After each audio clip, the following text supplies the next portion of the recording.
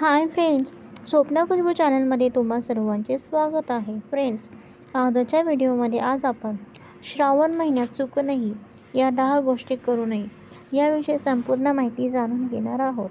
त्याआधी तुम्ही जर चॅनलवर नवीन असाल तर चॅनलला सबस्क्राईब करा. तर फ्रेंड्स, आता आपण व्हिडिओला सुरुवात करत आहोत. कोणत्या त्या 10 गोष्टी ज्या श्रावण महिन्यात चुकूनही करू नये? तर फ्रेंड्स, श्रावण महिन्यात या 10 गोष्टी चुकूनही करू नका. महादेवांची कृपा. श्रावण महिना सुरू झाला की संपूर्ण वातावरणच भक्तिमय होते. मंदिरामध्ये हर हर महादेवचा जयघोष ऐकू येतो. शिवलिंगावर अभिषेक केला जातो. बेलपत्र अर्पण केले जाते आणि अनेक भक्त सोमवारचे व्रत श्रद्धेने पाळतात. पण मंडळी, श्रावण म्हणजे फक्त पूजा, उपवास आणि मंदिरात जाण्याचा महिना नाही. आपल्या वागण्यात, विचारांमध्ये आणि दैनंदिन सवयींमध्ये सात्विकता आणण्याची एक सुंदर संधी आहे. पण तुम्हाला एक गोष्ट माहिती आहे का? आपल्या घरातील काही सवयी आणि काही व्यवहार श्रावणाच्या काळात धार्मिक परंपरेनुसार टाळण्याचा सल्ला दिला जातो. विशेषतः धन, पूजा, साहित्य, आहार, घराची स्वच्छता आणि इतरांशी केलेले व्यवहार याबाबत काही कुटुंबांमध्ये विशेष मान्यता आहेत.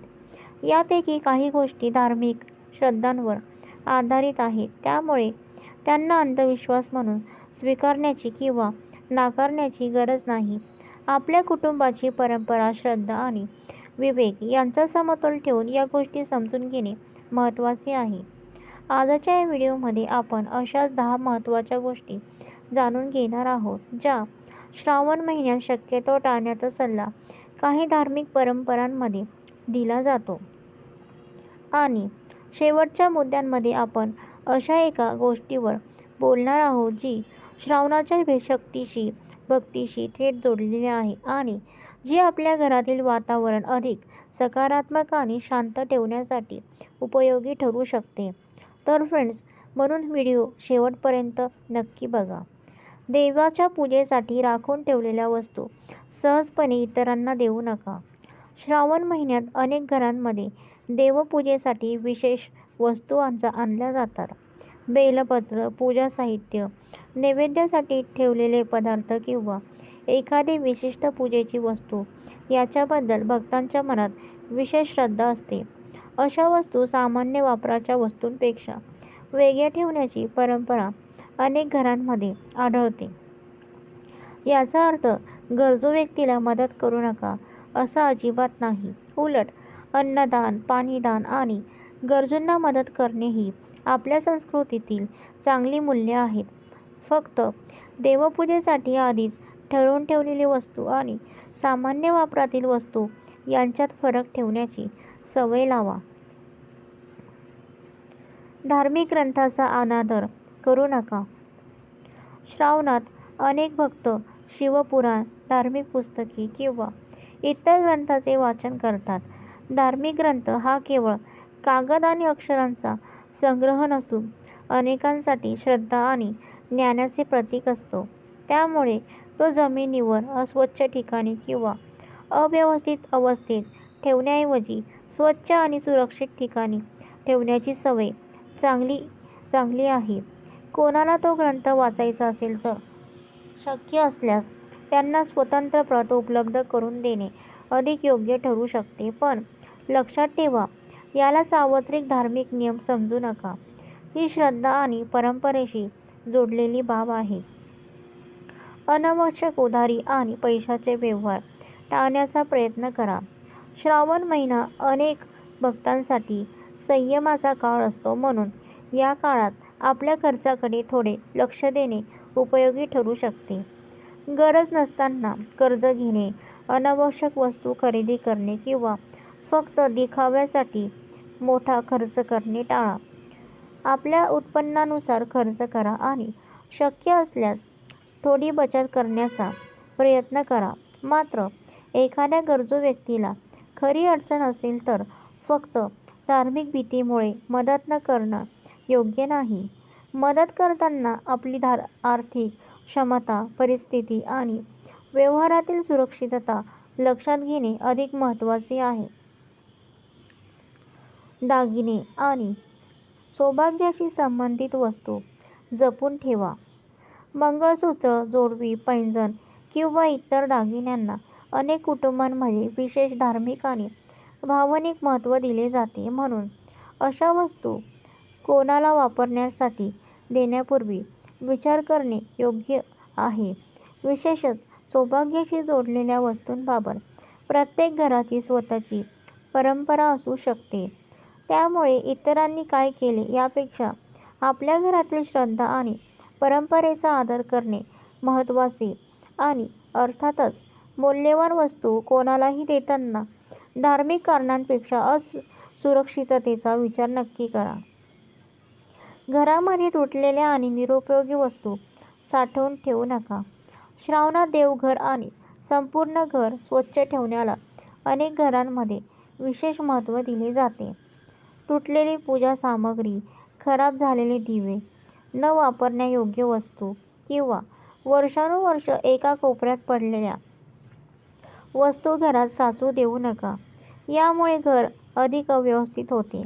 वास्तू किंवा धार्मिक मान्यतेनुसार काही जण अशा वस्तूंना नकारात्मकतेशी जोडतात. मात्र याला वैज्ञानिक पुरावा असल्याचे गृहीत धरू नये. व्यवहाराच्या दृष्टीने पाहिले तरी स्वच्छ आणि व्यवस्थित घर मनाला शांतता देऊ शकते. म्हणून श्रावणाची सुरुवात घराच्या स्वच्छतेपासून करा. बंद पडलेले घड्याळ वर्षानुवर्षे घरात ठेवू नका. वेळ ही आपल्या आयुष्यातील अत्यंत मौल्यवान गोष्ट आहे. म्हणून काही पारंपरिक आणि वास्तू मान्यतांमध्ये बंद पडलेले घड्याळ घरात ठेवणे योग्य मानले जात नाही. याचा अर्थ बंद घड्याळांमुळे घरात संकट येते किंवा प्रगती थांबते असा वैज्ञानिक निष्कर्ष नाही. पण जर घरात एखादे घड्याळ अनेक महिन्यांपासून बंद असेल तर ते दुरुस्त करा किंवा खरंच उपयोगाचे नसेल तर घरातून काढून टाका. किमान यामुळे घरातील अनावश्यक वस्तू कमी होतील आणि वातावरण अधिक व्यवस्थित राहील. श्रावणात आहाराकडे दुर्लक्ष करू नका. अनेक भक्त श्रावणात मांसाहार, मासे आणि अंडी टाळतात. काही कुटुंबांमध्ये कांदा आणि लसूणही या काळात खाल्ले जात नाहीत. यामागे सात्विक आहार आणि मन शांत ठेवण्याची धार्मिक भावना आहे. तुमच्या घरात अशी परंपरा असेल तर श्रद्धेने पाळू शकता. पण उपवास करताना आपल्या शरीराची क्षमता विसरू नका. उपवास म्हणजे स्वतःला त्रास देणे नाही. पाणी, फळे आणि आपल्या आरोग्यानुसार योग्य आहार घेणे महत्त्वाचे आहे. विशेषतः आजार असलेल्या व्यक्ती, गर्भवती महिला, लहान मुले किंवा नियमित औषध घेणाऱ्या व्यक्तींनी उपवासाबद्दल डॉक्टरांचा सल्ला घेणे योग्य ठरेल. कारण भक्ती करताना शरीराची काळजी घेणेही तितकेच महत्त्वाचे आहे. सूर्यास्ताच्या वेळी घरात वाद आणि नकारात्मक वातावरण निर्माण करू नका. आपल्या अनेक धार्मिक परंपरांमध्ये संध्याकाळची वेळ शांत आणि पवित्र मानली जाते. म्हणून शक्य असल्यास सूर्यास्ताच्या आसपास घरात मोठ्याने ओरडणे, भांडणे, अपशब्द किंवा अनावश्यक वाद टाळा. देवघरात दिवा लावा. काही मिनिटे शांत बसा. आपल्या आराध्य देवतेचे स्मरण करा. कुटुंबातील लोकांनी एकमेकांशी प्रेमाने बोलण्याचा प्रयत्न करा. यामुळे धार्मिक श्रद्धेबरोबरच घरातील मानसिक वातावरणही अधिक प्रसन्न होऊ शकते. श्रावणाच्या नावाखाली माणुसकी विसरू नका. हा मुद्दा खूप महत्त्वाचा आहे. काही धार्मिक मान्यतांमध्ये विशिष्ट वस्तू इतरांना देऊ नयेत असे सांगितले जाते. पण त्याचा चुकीचा अर्थ घेऊन गरजू व्यक्तीला अन्न, पाणी किंवा आवश्यक मदत नाकारणे योग्य नाही. तुमच्या दाराशी एखाद्या भुकेला जीव आला तर शक्य असल्यास त्याला अन्न किंवा पाणी द्या. गरजू व्यक्तीला आपल्या क्षमतेनुसार मदत करा. एखाद्या प्राण्याला पाणी द्या. एखाद्या भुकेल्या जीवासाठी अन्न ठेवा.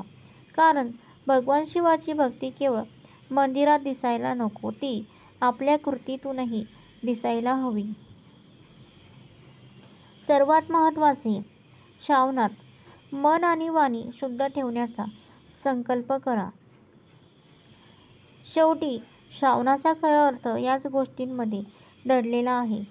आपण दररोज शिवलिंगावर पाणी अर्पण केले, बेलपत्र वाहिले, मोठी पूजा केली आणि मंत्रजप केला तरी आपल्या वागण्यात बदल झाला नाही तर भक्तीचा उद्देश अपूर्ण राहतो. म्हणून या श्रावणात एक छोटासा संकल्प करा. कोणाचे वाईट करायचे नाही, जाणून बुजून कोणाला दुखवायचे नाही, मोठ्यांचा आदर करायचा, लहानांशी प्रेमाने वागायचे, गरजू व्यक्तीला शक्य तितकी मदत करायची, अनावश्यक खर्च कमी करायचा, घर स्वच्छ ठेवायचे आणि दररोज काही क्षण मनापासून भगवान शिवाचे स्मरण करायचे. तुमच्याकडे मोठी पूजा करण्यासाठी भरपूर साधने नसतील तरी काही हरकत नाही. स्वच्छ मनाने साधे पाणी अर्पण करा, बेलपत्र अर्पण करा आणि मनापासून म्हणा, ओम नमः शिवाय. श्रद्धा मोठी असावी, दिखावा नाही. आज आपण श्रावण महिन्यातील 10 महत्त्वाच्या गोष्टी जाणून घेतल्या. या सर्व गोष्टी धार्मिक श्रद्धा, परंपरा आणि काही ठिकाणी प्रचलित मान्यतांशी संबंधित आहेत. त्यामुळे त्यांना अंधश्रद्धा म्हणून स्वीकारणे आणि वैज्ञानिक सत्य म्हणून मानणे योग्य नाही. आपल्या कुटुंबाशी परंपरा, वैयक्तिक श्रद्धा, विवेक आणि माणुसकी यांचा समतोल राखणे सर्वात महत्त्वाचे आहे. श्रावण म्हणजे भीतीचा महिना नाही, श्रावण म्हणजे भक्तीचा महिना आहे. श्रावण म्हणजे संयमाचा महिना, श्रावण म्हणजे सेवा, दया आणि चांगल्या विचारांचा महिना.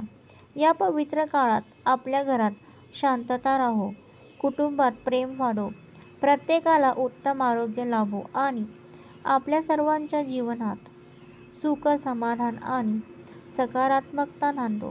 हीच भगवान भोलेनाथांच्या चरणी मनापासून प्रार्थना. हर हर महादेव. तर फ्रेंड, अशा प्रकारे आपला व्हिडिओ इथे समाप्त होत आहे. तुम्हाला जर माझा व्हिडिओ आवडला असेल तर लाईक करा, शेअर करा, सबस्क्राईब करा.